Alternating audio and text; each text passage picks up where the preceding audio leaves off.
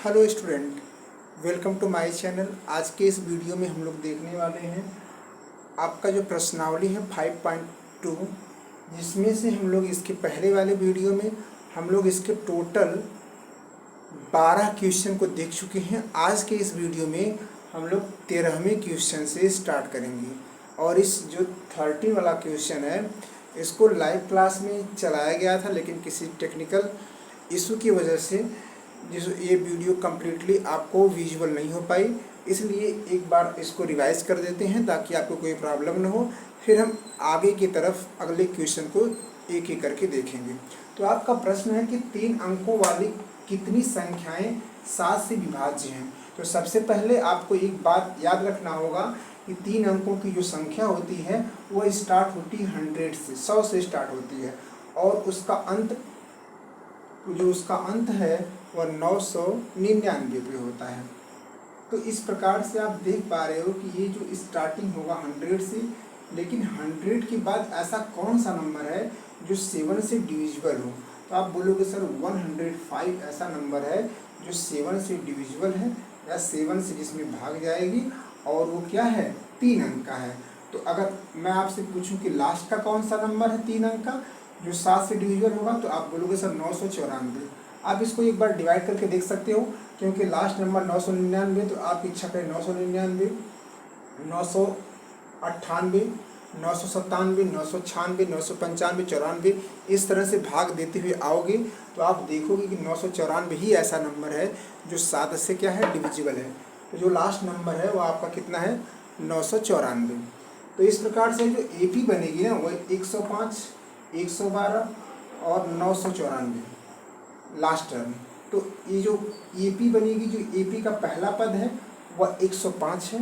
जो AP का different अगर की बात करें तो डिफरेंट निकालने के लिए आपको सेकंड माइनस फर्स्ट करना होता है। तो सेकंड है 112 माइनस 105 करेंगे तो 7 का डिफरेंट होगा। और लास्ट टर्म की बात करें, n की वैल्यू निकालना, कुल कितने पद हैं ये निकालना है, और AN मतलब जो लास्ट पद है उसकी वैल्यू दिया है 994। फार्मूला वही लगेगा AN = n + 1 × D। तो मैंने उसको कॉपी कर लिया, AN + A + 1 - 1 × D। तो AN की वैल्यू क्या है, 994 = A की वैल्यू क्या है, 105 प्लस AN की वैल्यू क्या है, तो AN का मान ही निकालना है, कॉपी कर लो। D की वैल्यू 7 है। तो अब इस पूरे पद को इधर कर दिए और इसको उठा के इधर कर दिए, घट जाएगा। तो आप बोल पाओगे कि 994 से माइनस कर लेंगे 105। इसी प्रकार से जब आगे बढ़ाएंगे तो 1 - 7 × 7 बराबर कितना हो जाएगा, 889। इस प्रकार से अगर हम देखें 7 से विभाजित होने वाली संख्याएं जो 128, अब यहाँ पर इसको आगे जो मॉडिफाई करेंगे तो 7 यहाँ पे क्या है, मल्टीप्लाई में डिवाइड होगा। तो मैंने यहाँ पे 7 से डिवाइड कर दिया। 7 से डिवाइड करेंगे तो 127 127 होने वाला है। तो जब n - 1 की वैल्यू 127, आपको n की वैल्यू निकालना है, 127 प्लस का 1, तो n = 128 होगा। तो 7 से विभाजित होने वाली संख्याएं कितना है, 128 है। इस प्रकार से जो आपका उत्तर है वो होने वाला 128। तो इसे आप एक बार समझ लीजिए। फिर हम आगे की तरफ बढ़ते हैं और अगले प्रश्न को देखते हैं किस प्रकार से अगले प्रश्न को भी सॉल्व करेंगे।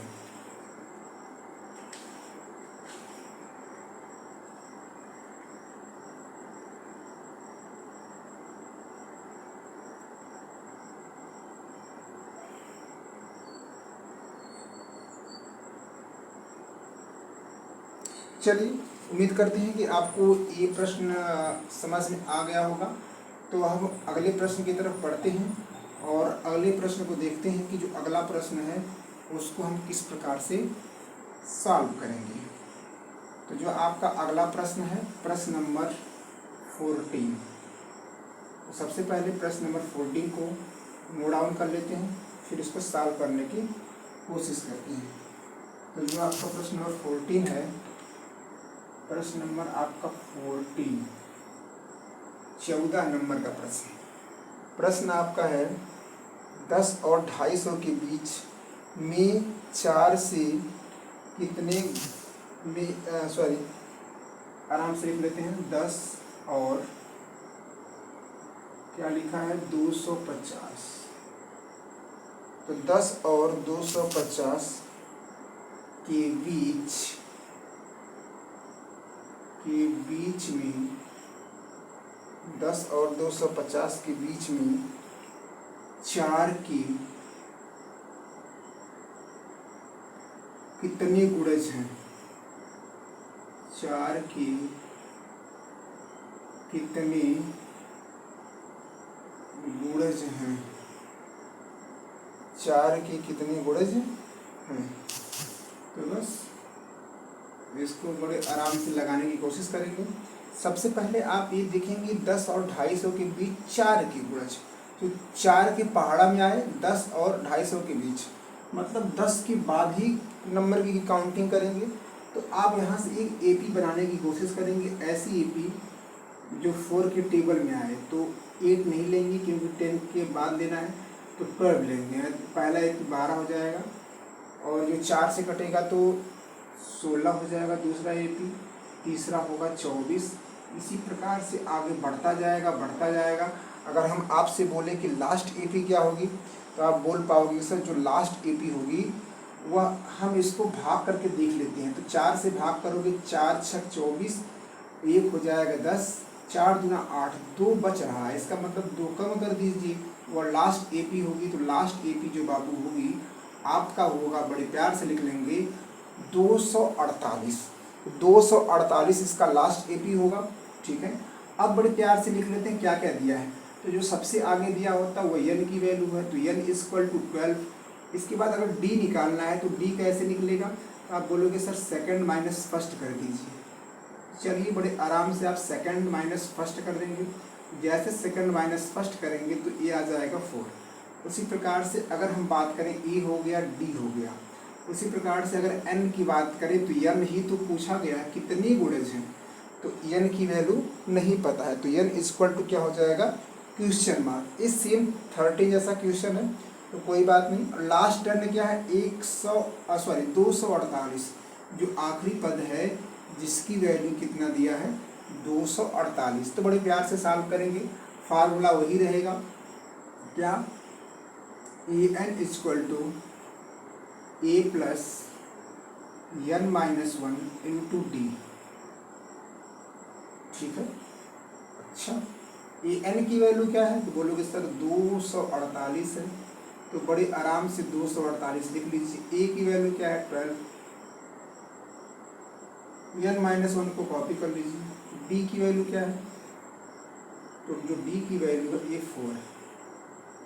तो चलिए बड़े आराम से पहले इसको इसमें सब्ट्रैक्ट कर देते हैं और इसको इधर भेज देते हैं। तो क्या हो जाएगा n minus 1 multiply 4 equal to हो जाएगा 248 माइनस का 12, तो n minus 1 equal to 4 multiply 4 equal to, इसको घटाएंगे 248 में से जब 12 घटाएंगे तो हो जाएगा 6 3 2, 236 हो जाएगा। ये आपका जो वैल्यू हो जाएगी 236। लेकिन आपको n माइनस 1 निकालना है, तो कैसे निकालोगे, n माइनस 1 236 में से आप डिवाइड कर दोगे 4 से। जब 4 से डिवाइड करोगे तो n minus 1 is equal to हो जाएगा 4 5 से 20 या 4 25 20, 3 36, 4 9 36, ये आपका हो जाएगा 4 9 36। तो n इज इक्वल टू हो जाएगा 59 प्लस का 1, तो n इज इक्वल टू हो जाएगा आपका 16। जो आपका कुल कितने गुणज हैं, तो इसका आंसर आएगा कुल कितने गुणज हैं, तो कुल 60 गुणज हैं, और यही आपसे निकालने के लिए बोला गया था। एक बार इसे बड़े आराम से देख लेंगे। अगर आपकी इच्छा कहे तो नोट डाउन कर लीजिए, अगर आप बाद में नोट डाउन करना चाहते हैं तो इसकी स्टार्ट कर लीजिए। फिर हम इसको आगे की तरफ बढ़ेंगे और अगले प्रश्न को समझेंगे किस प्रकार से उसको जवाब करेंगे।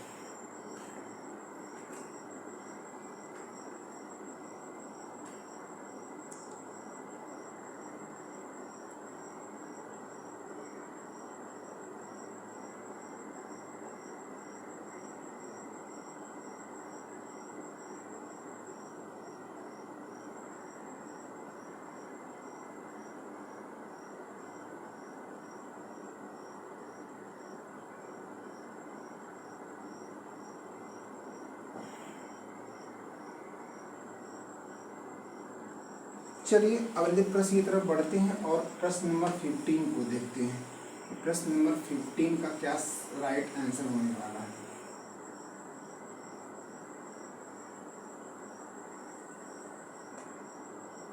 प्रश्न नंबर ये 14 था और हम देखने वाले हैं प्रश्न नंबर 15 को। प्रश्न नंबर 15, तो सबसे पहले प्रश्न नंबर 15 नोट डाउन करेंगे। लिखा है कि n के किस मान के लिए n की किस मान के लिए दोनों समांतर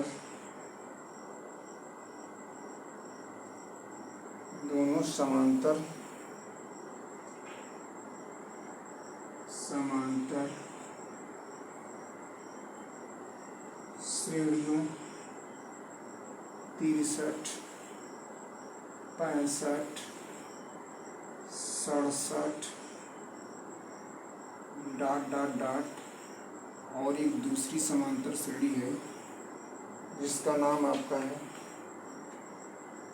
3, 10, 3, 10 कामा लगा देंगे। अगला नंबर आपका है 17 ... करके कि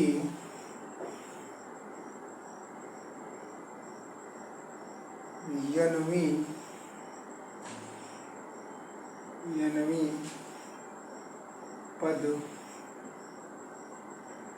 पद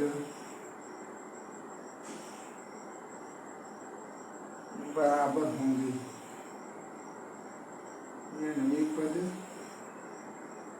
होंगे। ये आपका प्रश्न है कि n के किस मान के लिए दोनों समांतर श्रेणियां 63, 65, 67 और 3, 10, 17 की यनवी पद का मान बराबर होगा। इसका मतलब कि ऐसी कौन सी वैल्यू है जिसमें दोनों मान एक ही आएगा। तो चलिए बड़े प्यार से पहले लिखेंगे जो दिया है। सबसे पहले मेरे पास फर्स्ट एपी है। फर्स्ट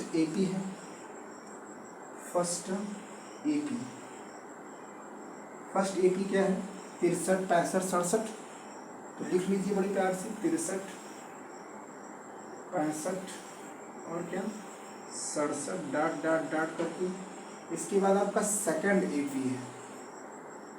सेकंड जो एपी है, सेकंड एपी में क्या कह दिया है, तो आप बोलेंगे 3,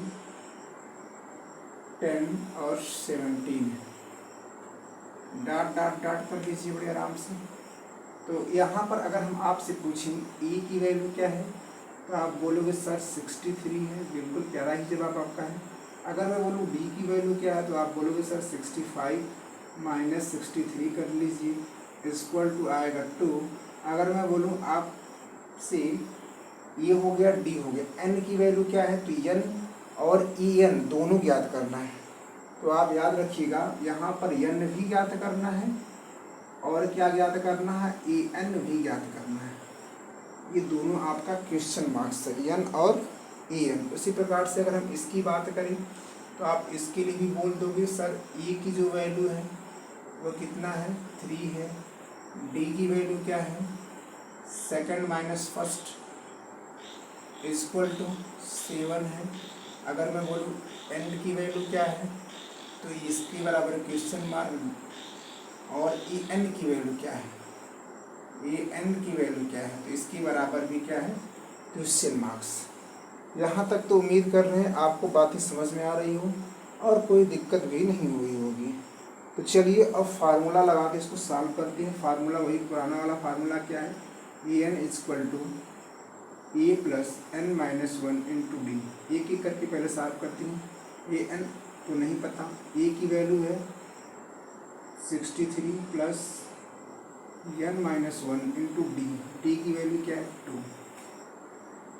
ये आपका ए एन इतने के बराबर है। इसको और आगे सॉल्व करेंगे तो क्या हो जाएगा, A N equal to 63 plus 2n minus का 2।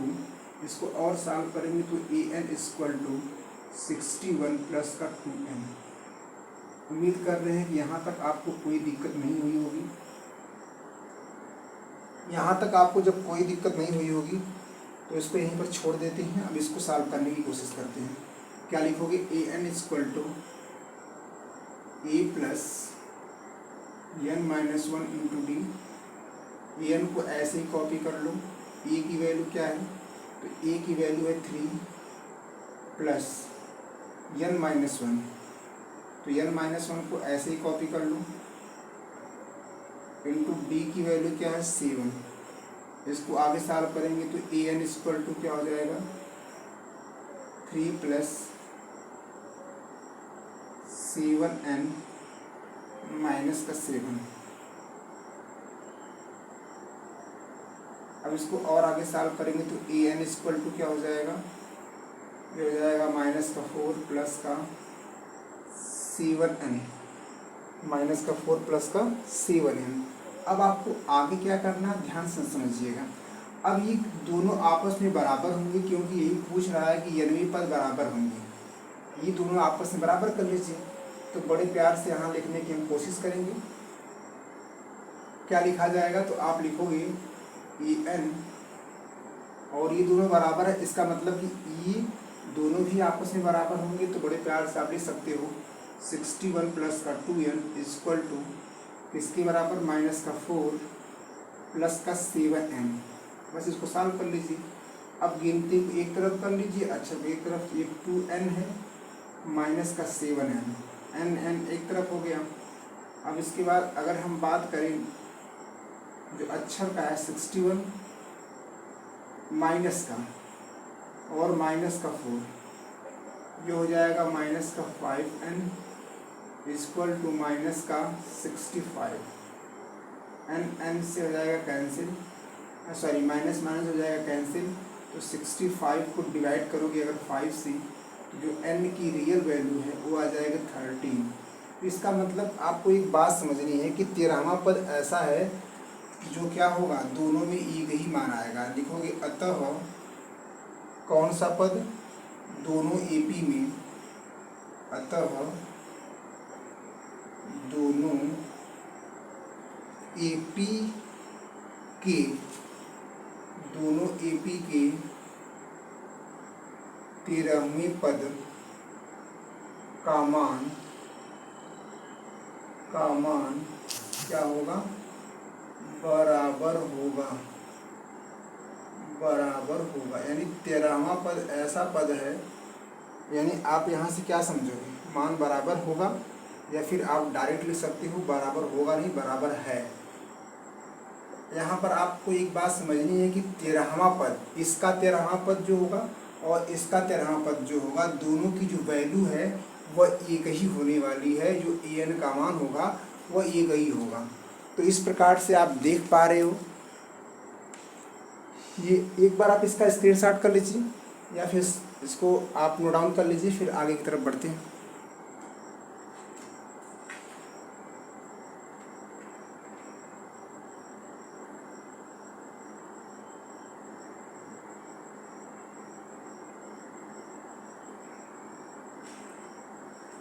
चलिए, तो उम्मीद कर रहे हैं कि आप इसका स्क्रीनशॉट या नोट डाउन कर लिए होंगे।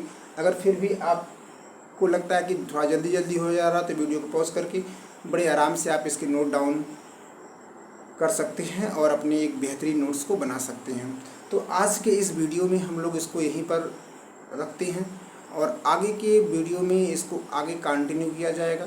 पूरा वीडियो देखने के लिए आपका तहे दिल से शुक्रिया।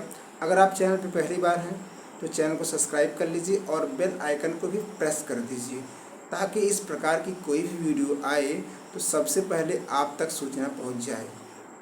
तो एक बार फिर से आपका तहे दिल से शुक्रिया।